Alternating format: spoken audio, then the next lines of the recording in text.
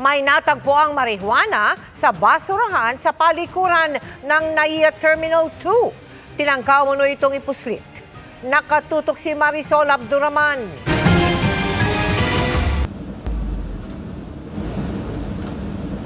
Pagkaamoy ng asong ito sa laman ng basurahan, agad itong umupo. Indikasyon na may kontrabando sa basurahan sa banyo ng mga lalaki sa loob ng domestic departure area ng NAIA Terminal 2. Upon discovery ng janitor, ma'am, nag-report siya sa security guard, ma'am. Tapos yung security guard, nag-report naman po sa ating mga kapulisan, ma'am. Ayon sa PNP Aviation Security Group na rumisponde sa lugar, nakatiwangwang lang daw sa basurahan ang marijuana na mahigit 50 gramo. Tinapon lang siya na nakascattered po sa trash bin po, ma'am. Kaya clear na clear po na may dahon po dun sa may trash bin. Posible raw na sinubukan na may bitbit nito na ipuslit ang droga. Nagsagawa na raw ng backtracking ng mga CCTV video ang PNP AFC Group pero hirap silang matukoy kung sino sa mga pasahero ang nagtapon ng nasabing droga. Marami pong mga pumapasok na pasahero po that time po, ma'am. Para sa GMA Integrated News, Marisol Abduraman, nakatutok 24 oras. Si Pangulong Bongbong Marcos naman ang tila sinisingil ni Vice President Sara Duterte dahil hindi anya nito dapat hinahayaang umalis ng bansa o magbitiw sa pwesto ang mga mambabatas para makaiwas sa pagkakasangkot sa mga anomalya. Moro-moro rin ang turing ng bise sa pagpapalit ng House Speaker ng Kamara. Nakatutok si Argil Relator ng GMA Regional TV. Sa pagbabago ng liderato sa Kamara matapos magbitiw ni Leyte Representative Martin Romualdez at pinalitan ng bagong upong House Speaker na si Faustino D. III ng Isabela, binatikos ni Vice President Sara Duterte ang pagkakapili sa bagong mamumuno sa Kamara dahil kagrupo pa rin daw ito ni Romualdez, pati ang kapwa Isabela Congressman Tony Pet Albano. Matalik na magkaibigan si Tony Pet Albano at si Martin Romualdez. Nakasama ko sila sa kasal ng anak ng isang senador. Si Congressman D, kung mapapansin nyo, lagi lang yan nakadikit kay Congressman Rudito Albano. Paniwala ng bise, moro-moro lang ang nangyaring pagpapalit ng House Speaker. So yung pagpapalit nila ng Speaker dyan ay para lang yan masabi ng mga tao na meron silang ginawa sa House of Representatives sa reklamo at sa galit ng mga tao. Pero ang totoo niyan ay sila lang din yan.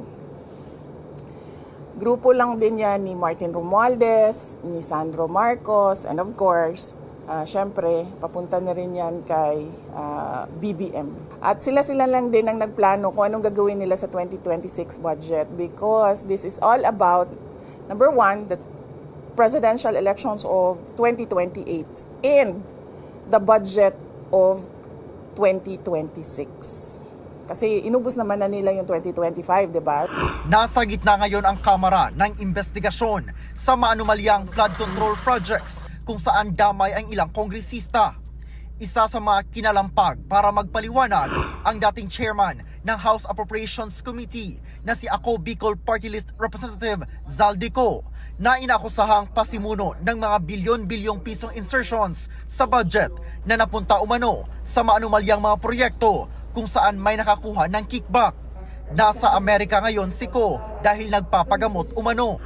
Kaya puna ng bise kay Pangulong Bongbong Marcos. Hindi niya dapat hinahayaan yung mga congressman na basta na lang umalis ng bansa o basta na lang mag-resign to evade accountability doon sa mga nakita natin na pag-chop-chop ng budget natin at pagkuha ng pera ng bayan para bumili sila ng mga properties, bumili sila ng mga jets, bumili sila ng properties abroad. Hinihinga namin ng reaksyon ang Malacanang at sina Speaker D at Representatives Romualdez at Albano. Kahapon nasa Senado si VP Sara kung saan pinuntahan niya ang mga kaalyadong senador na sina Senador Rodante Marcoleta, Bato de la Rosa, Amy Marcos at Bongo. Hindi na sinabi ni Duterte kung ano ang kanilang napag-usapan. Wala man kaming chismis na pinag-usapan doon sa loob ng opisina ni Senator Marcoleta. Lahat yun ay katotohanan. Mula sa GMA Regional TV at GMA Integrated News, Argil Relator, nakatutok 24 oras. Sinagot ng palasyo ang pahayag ng bise na hindi dapat hinayaang umalis ng bansa o mag-resign ang mga congressman para takasan ang accountability. Ayon sa palasyo, dapat alam ng bise na ang pagbiyahe ng mga mambabatas ay sakop ng House Speaker o ng Senate President at hindi ng Pangulo dahil may separation of powers. Maliban diyan, wala naman anyang whole departure order mula sa Korte. Ipinag-utos ni Agriculture Secretary Francisco Tiu Laurel ang pag-audit ng farm-to-market road projects mula 2021 hanggang 2025. Kasunod po yan ng investigasyon ng administrasyon sa maanumalyang flood control projects. Bagaman tukoy at validated naman anya ng DA ang mga proyekto, DPWH ang nagkomisyon, nag-bid out at gumawa ng mga ito. Ayon kay Tiu Laurel, dapat makumpleto ang audit bago matapos ang taon at ire-report niya sa Pangulo sakaling may makitang anomalya.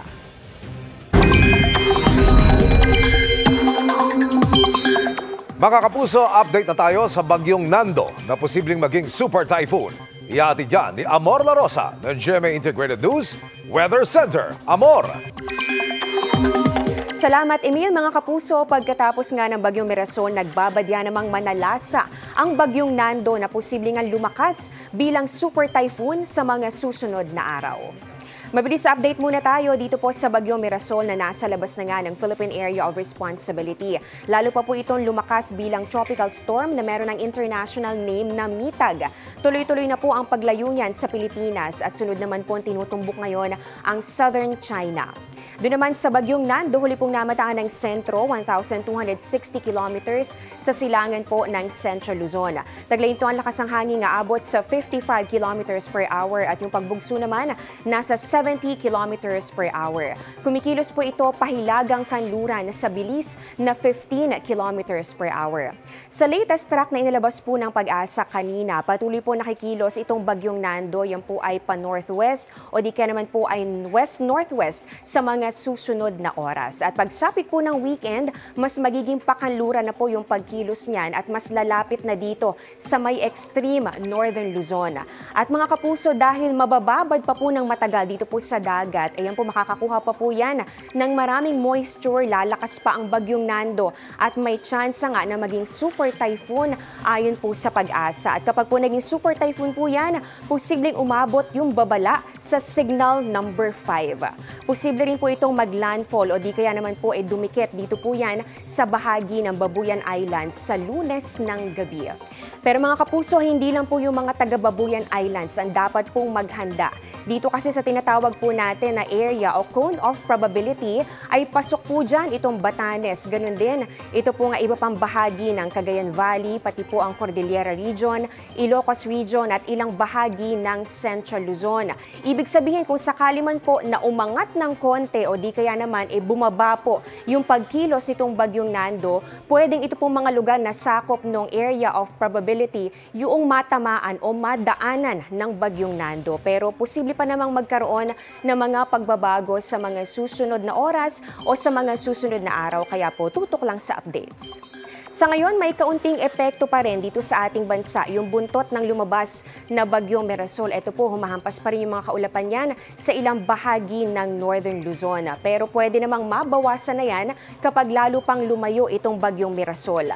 Meron pa rin po tayong umiiral na hanging habagat o yung southwest monsoon na posibleng hatakin at palakasin nitong bagyong Nando habang lumalapit po yan dito sa ating landmass. Ibig sabihin, sa mga susunod na araw, yung combined effects nitong bagyong Nando at pati na rin po ng enhanced o yung pinalakas na habagat magdudulot po ng mga pag-ulan sa malaking bahagi po yan ng ating bansa. Base po sa datos ng Metro Weather, umaga bukas kung meron man po mga pag-ulan ay mga kalat-kalat na ulan lamang po yan at mga panandalian. Pero pagsapit po ng tanghali, hapon at ganoon din sa gabi, halos buong Luzon na po ang makakaranas ng mga pag-ulan. At nakikita po natin mula po dito sa Northern and Central Luzon, Calabarzon, Mimaropa at Bicol Region, malawakan po yung mga pag-ulan at merong mga malalakas. Dito naman sa Metro Manila, pwedeng may mga pag-ulan na po sa ilang lungsod umaga pa lang, pero mas malawakan kagubatan po at pwedeng maulit po yung mga pag-ulan. Pagsapit po yan ng hapon o kaya naman ay sa gabi. Sa mga kapuso naman natin sa Visayas at Mindanao, mas maraming pag-ulan din ang dapat po paghandaan pagsapit po ng hapon at ganoon din sa gabi. May mga malalakas sa pag-ulan dito po yan sa may eastern at pati po sa western Visayas at ganoon din dito sa halos buong Mindanao. Nakikita po natin may heavy to intense rains kaya maging alerto pa rin sa banta ng mga pagbaha o pagguho ng lupa. Yan muna ang latest sa ating panahon. Ako po si Amor La Rosa para sa GMA Integrated News Weather Center. Maasahan anuman ang panahon. Out and about si Shuvi Etrata sa dami ng kanyang showbiz commitments. Kabilang ang racket sa Japan with Will Ashley and Ralph De Leon. Isa na rin siyang Choose Good Ambassador at nakibahagi pa sa International Coastal Cleanup Day. Makichika kay Nelson Canlas. Mula sa magazine covers hanggang endorsement launches, pag-guest sa podcast tulad ng I Listen with multi-awarded broadcast journalist and host Cara David, pati ang shoots ng mga serye at pelikula. Shuvi Etrata is definitely one of the busiest actors today. Kamakailan lang, nagpunta pa siya sa Land of the Rising Sun kasama ang kanyang PBB housemates na sina Will Ashley at Ralph De Leon, kung saan nakapag-food trip sila at pictorial pa ng nakakimono. With Japan, natutunan ko doon yung sarap pala ng beef nila. Masaya lang ako sa opportunity and the moment I opened my eyes, landed in Japan, doon ko talaga nasabi na I made it. Kasi it's just my dream country. And then after that, the Thailand, which I've experienced more happiness, genuine connection with my team. Mas nag-enjoy ako. Parang work didn't feel like work at all. Proud naman si Shuvi sa kanyang first ever horror movie mula sa GMA Pictures at Mentor Production collab na Huwag Kang Titingin. Horror is something na alam kong challenging for me. So, however, I took the chance and I faced the challenge myself. So, I'm just excited for the people to see the outcome, the result of the movie. Bilang Choose Good Ambassador ng Environment and Nutrition, nakibahagi si Shuvi sa kick-off ng International Coastal Cleanup Day sa Las Piñas, Parañaque Wetland Park. Nakibahagi dito ang volunteers kabilang na ang mga mula sa Kapuso Network at Pangkat Shuvi. Umabot ng 787 kilos ang kabuuan ng timbang ng nakolektang basura. Nelson Canlas, updated sa Showbiz Happenings. Iniimbestigahan ng NAPOLCOM ang mga pulis na nahuli na may mga bitbit na mga bag matapos ang drug operation. At tila nakiusap pa sa may-ari ng CCTV na nakakuha sa kanilang video. Sila rin kasi ang mga sangkot umano sa isang iligal na pag-aresto at pangingikil sa Maynila kamakailan ayon sa isang biktima. Nakatutok si June Veneracion. Iniimbestigahan ng NAPOLCOM ang anti-illegal drug operation na ito na nakuha na ng CCTV noong June 20. May dalang bag kasi ang mga pulis habang kasama ang inaresto nilang sospek. Pero nang napansin ng isang pulis ang CCTV sa dinaraanan nila, kinalabit niya ang kasama sabay turo rito.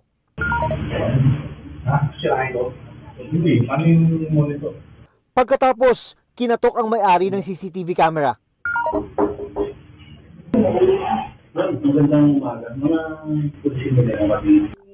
Hindi malinaw ang audio, pero tila may pakiusap ang mga pulis tungkol sa kuha ng CCTV. Kahit sino lumapit sa kaya, kami pulis na kami, ha?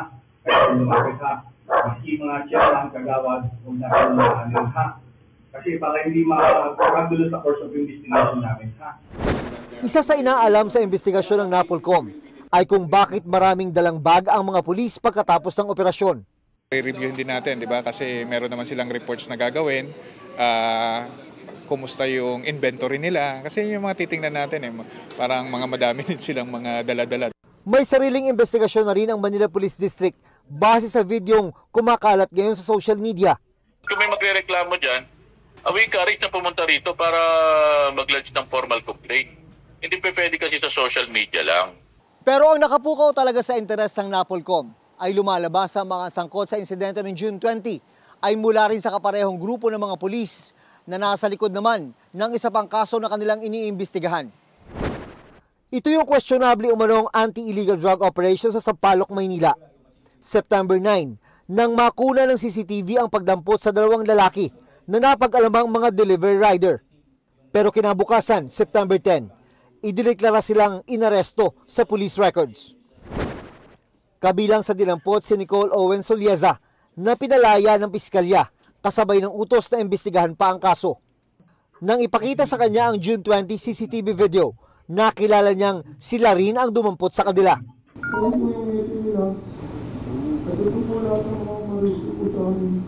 Kung totoo, nakababahala ito, sabi ng NAPOLCOM. Assuming na may pattern nga, dapat na mahinto na yung pattern na ito at matigil na.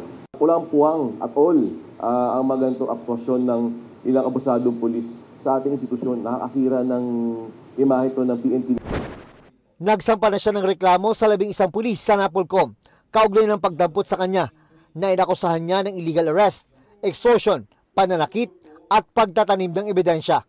Nauna na nagsampa ng reklamo ang isa pang lalaking kasabay niyang nadampot pero nakatakas. Pinasok po ako sa isang kwarto, tapos doon na po ako sinimulan ulit saktan.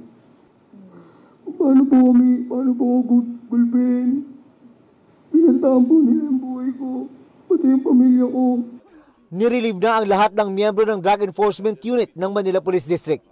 Sinusubukan pa naming makuha ang panig ng mga inaakusahang pulis. Para sa GMA Integrated News, June Veneracion, nakatutok, 24 oras.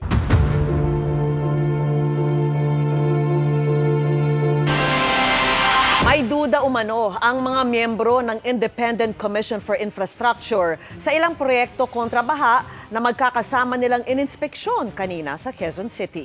Nakatutok si Joseph Morong. Tila barado ang lagusan ng tubig sa drainage system na ito sa Barangay Tatalon, Quezon City na ininspeksyon ng Independent Commission for Infrastructure o ICI kanina. 48 million pesos pa naman ang halaga ng rehabilitasyon ng drainage. That's the part of the drainage. Walang kanal, wala pa man lang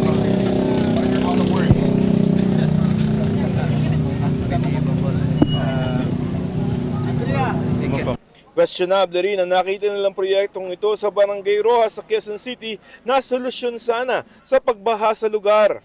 Itong bahaging ito ng San Juan River dito sa may Quezon City, sa may Barangay Rojas, umaapaw kapag umuulan, bumabagyo at aakalain nyo ba na meron ditong 141 million pesos na halaga ng flood control projects. Pero ang ipinagtataka ng DPWH ng Quezon City ay 92 phases, ibig sabihin 92 na bahagi yung proyekto na yon. Chap-chap yan. Obviously, Chairman, para hindi umabot sa limit ng district engineer, below 150 lahat. We'll take note. Bago ang mga nabanggit ay ang pangharang ng tubig baha sa Project 6 Quezon City muna ang unang sinilip ng Independent Commission for Infrastructure o ICI Chairperson na si retired Supreme Court Justice Andres Reyes at ang mga miyembro ng komisyon na sina dating DPWH Secretary Rogelio Babe Singson at SJV Country Managing Partner Rosana Fajardo. Kasama rin nilang Special Advisor ng komisyon na si Baguio City Mayor Benjamin Magalong at si Quezon City Mayor Joy Belmonte na nagbigay ng record ng 300 proyekto sa syudad. This is the Vizcaya. Yan ang Vizcaya project, St. Timothy. Tiningnan din nila ang isang pumping station na 300 milyong piso ang halaga na tila nakakaabala umano sa lokasyon.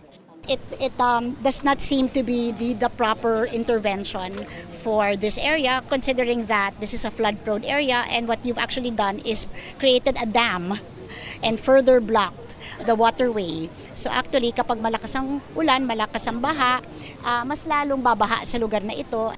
Tikom naman ang bibig ng hepe ng komisyon sa kung ano ang magiging forma ng kanilang investigasyon. Pero sinabi ng DPWH na ihahayag ito sa mga susunod na araw. Justice, when we begin investigating culpability, hanggang saan tayo? Hanggang saan, sir, tayo yung scope? Sabi nga ho ni Justice Reyes kanina, no, we have to see it for ourselves, no, as a ground, no. Ito ang kauna-unahang beses na nagsama-sama sa inspeksyon ang mga miyembro ng ICI. Ayon sa isang miyembro ng ICI ay posible nilang gawing regular ang inspeksyon na ganito. Sige. Lahat. This is about 131 flood control project. And probably kikita namin kung ilan ang nagkakaroon ng problema. Sa Quezon City. Para sa GMA Integrated News, Joseph Morong, nakatutok 24 oras. Hinamo naman ng isang kongresista ang bago nilang speaker na pauwi na sa Pilipinas, si Ako Bicol Party List Representative Zaldico. Yan ay para parapin siya sa mga alegasyong nagsingit ng budget para sa mga proyekto. Kung di ay itigil na niya ang investigasyon ng Kamara. Nakatutok si Tina Pangaliban Perez.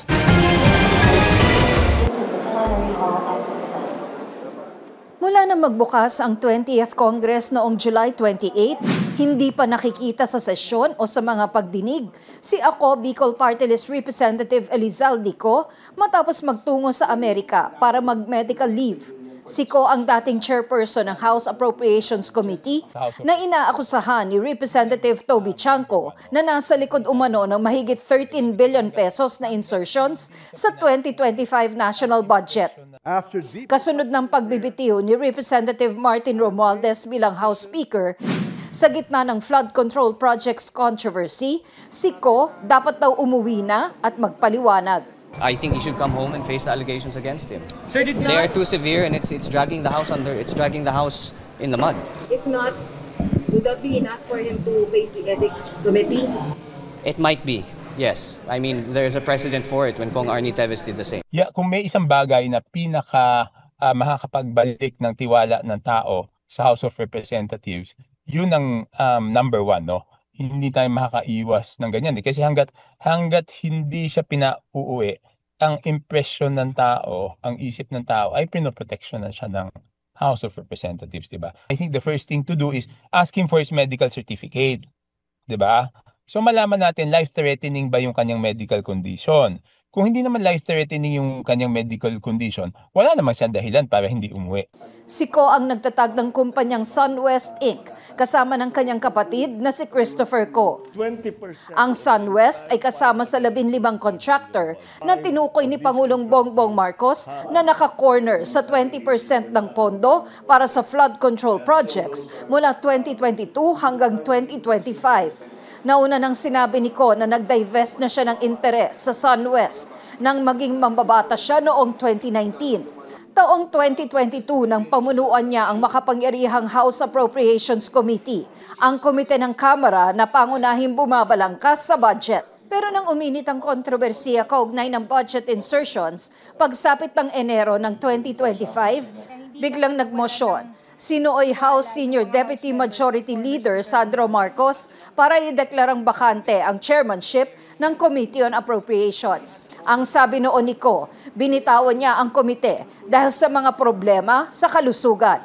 Pagsapit ng Hulyo, sa kanyang State of the Nation address, ipinag-utos ni Pangulong Marcos ang investigasyon sa mga flood control project.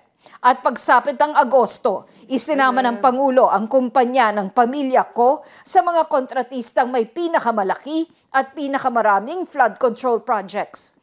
Dati nang iginiit ni Ko na walang basehan ang mga bintang laban sa kanya na pawang sabi-sabi lang daw at pamumulitika para lokohin ang publiko at ilihis ang pananagutan.